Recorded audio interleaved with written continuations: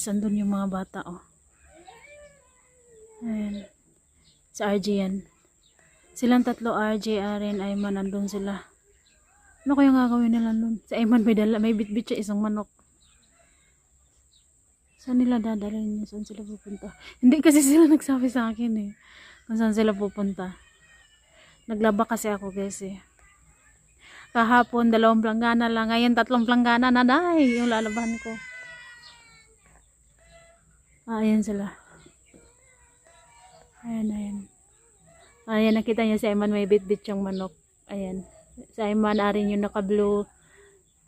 Si Ayman naka-red, si Arin naka-blue, si RJ naka-black. Doon pala sila pumunta sa bahay ni na uncle. Ano kaya meron doon?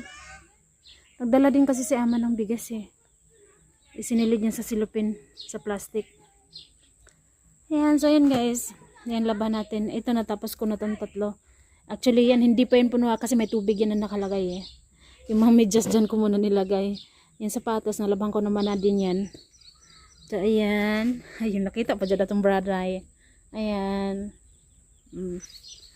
So marami pa akong lalaban na eh. Dahil ngayon eh walang pasok yung mga bata, so naglaban na tayo. So yung kumot na yan, hindi ko muna yan talaga siya lalaban dito guys, no. Hayaan ko na muna yan siya na medyo dumami yung tubig sa balon or yung sa gunson sa ulan ba. Pag sa gunson sa ulan, saka ko na lang yung lalabahan para sigurado may tubig or di kaya sa Sabado dali namin yan sa ilog kasama yung mga bata. Guys, laba-laba time. Guys, tignan niyo. Ano kasi si Auntie habang nagda-dryer ako eh si Auntie nanguha ng mga gulay kasi aalis din sila, may dadalawin din sila sa ospital. So nagtanong siya sa akin habang nagsasampay ako at nag-dryer. Nagtanong siya sa akin, nangunguha ba daw ako dito? Sabi niya, kasi tingin niya daw parang hindi daw ako nangunguha, hindi niya daw ako nakita na nangunguha. Tapos tawag dito, marami daw yung masyado yung tumbunga. Sabi ko minsan nangunguha ako, Auntie, baon ng mga bata sa school. So, manguha ka lang kung kailan mo gusto kasi marami naman to. Tapos, sabi niya nanguha siya dahil dadalhin niya rin sa ospital. Pang ano daw. Dito rin sa village, guys, sa village, pag pupunta ka sa ibang bahay, kung may tanim ka naman sa bahay mo ng mga gulay-gulay, pwede kang magdala. Hindi yun mawawala guys. Magdala ka ng mga tanim mo, mga gulay ba dyan, kahit ano gulay, or basta kahit ano, basta kung pwede mo madala sa kanila, pang ano na rin ba sa lubong. At syempre, hindi rin yung mawawala yung tawag dito, apple, grapes, at banana. Ganon dito sa Nepal guys, lalo na pag timing tika-tika nila dito, padasal ayun ako. So ayun na ang kasabi ko, dahil umakyat naman na din ako dito dahil nagtali ako nito ng sampayan ko guys. Hindi ko pa kasi nabalik yung sampayan ko. So nakita ko ito, ang daming bunga, so kunin na lang natin to para ibigay din kay Auntie.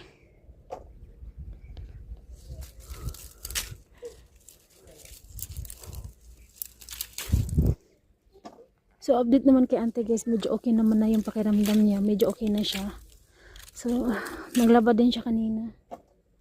Nahinto lang din siya dahil wala nang tubig na sa balon, kaya alis na lang muna daw sila. Bukas na lang daw niya ipagpapatuloy yung paglalaba niya.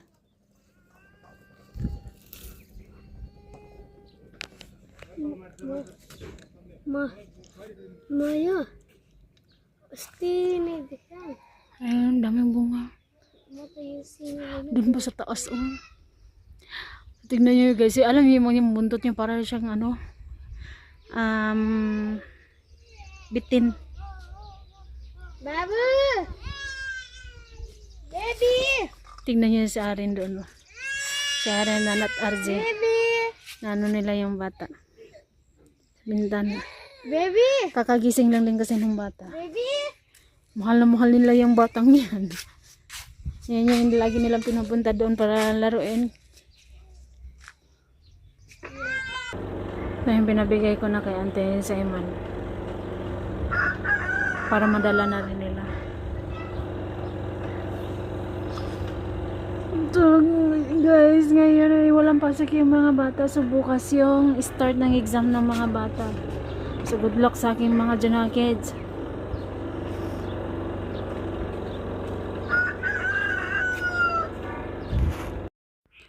So, yun guys, natapos rin ako. Ayan. Dyan. Tapos yun, doon pa doon. Dyan. Tapos doon. Oh. Diba? Sapatos ni Ari Ayman. Kasi si Ari, hindi naman yan siya nagsasapatos ng puti sa ngayon. Tapos dito yung mga shorts. O mga pants. Ayan. Diba? Ang dami ko nila banday. Yung sampayan na yan guys. Diyan yan siya dapat sa may, ayan, sa may green na halaman. So, napag-isip-isip ko na dito ko na lang siya ilagay para gilid lang talaga siya at para hindi siya nakaharang sa daanan. So, which is okay naman na yan siya. Ganyan. Pero ito din. Pero ito, hayaan nyo na to guys kasi soon ililipat din natin ito or wag na lang tayo, kukunin natin ito, wag na tayo maglagay ng sampayan dito banda. Kasi pag taniman na ng mais guys, hindi rin siya masasampayan dito kasi syempre 'di ba, alam niyo naman kapag tinataniman ng mais dito is puro maisan talaga dito. So hindi rin to siya magagamit. So kaysa magabok yung tali niya, tatanggalin natin yan siya. Wait. Andito yung bangko guys kasi ito yung ginawa kong patungan ng mga damit habang sinasampay ko. Ayan. Sarap sa pakiramdam na nakaupo na ako tayo. Upo muna ako saglit. Actually guys, hindi pa ako tapos lahat na naglaba. Siguro may lalabahan pa ako dun sa loob. Yung mga damit ng mga bata, ganun. Tsaka yung mga medyas, binabad ko na muna yung mga medyas. Ayan. So, pahinga lang ako saglit dahil tapos maligo. Kasi, hindi tayo maligo dahil no, dahil yung short pants ko, yung pants ko kanina nabasa ako. Kailangan kong maligo at saka magbihis. So, pahinga lang ako saglit dahil nakapaganda na rin ako ng tubig dyan.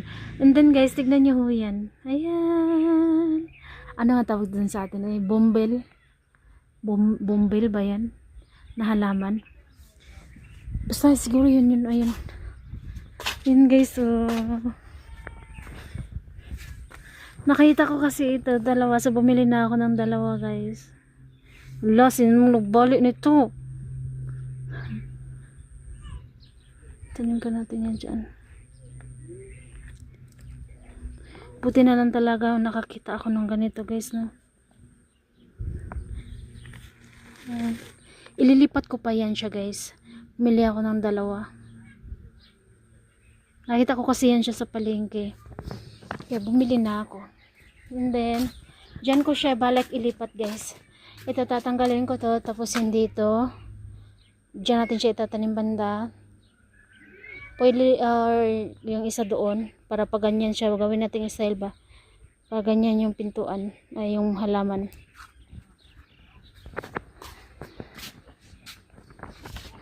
So dito kasi ang hirap kasi magtanim dito banda ayan dyan dahil nadaan-daanan siya ng husba. So guys, hindi pa talaga tayo nakapaglinis dito sa palibot natin, no? Kaya hayaan na lang muna natin yan sa ngayon kaysa naman hindi pa kasi tapos guys. And guys, ngayon ay may paparating din na festival ay holiday dito ba. Saydasay man na yun. Tinatawag na Saydasay. Tama ba yun? Kung di ako nagkakamali baka yun. Hindi ko kasi alam yung mga festival nila dito. Hindi ko iniingatan ba. So guys, ayan. Upo muna ako saglit tapos maligo na tayo para makapagpahinga naman yung kamay ko. Tsaka yung paa ko. Pag upo ko guys, alam nyo yung nararamdaman ng kamay at paa ko. Bigat-bigat day.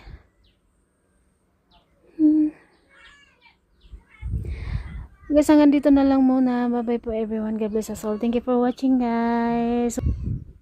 Bye-bye po.